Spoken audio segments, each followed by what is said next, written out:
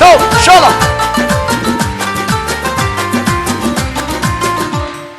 عاشق بودم به نگاه تو ای دلبر، عاشق بودم به نگاه تو ای دلبر، بموند چشم سیاه تو ای دلبر، بموند چشم سیاه تو ای دلبر.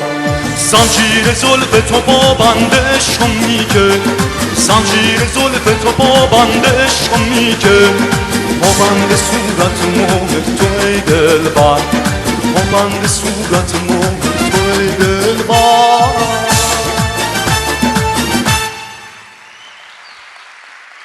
یادآور کدوم خواننده بود براتون؟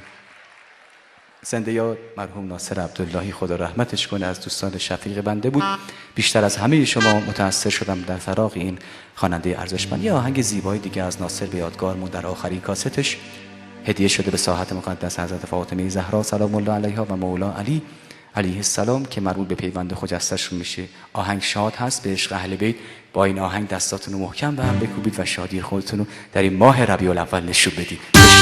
همه ما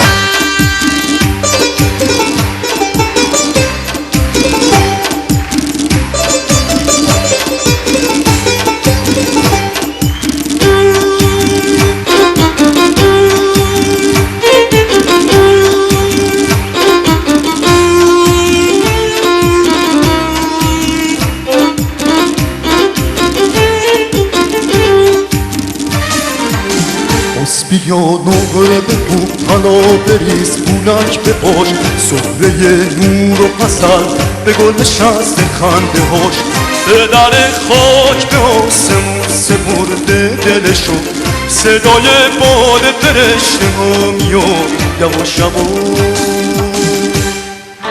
نور بس آسمون به قامت ستاره، رو بوم کعبه ربنا نفس نفس میباره، نفس نفس میباره. جونم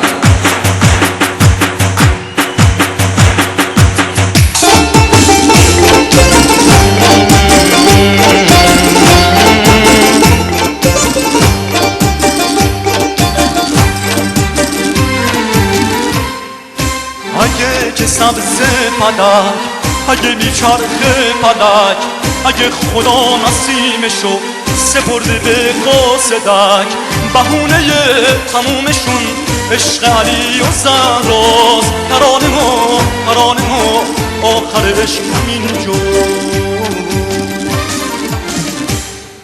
به یاد ناصر روحش شاد و یادش گرامی.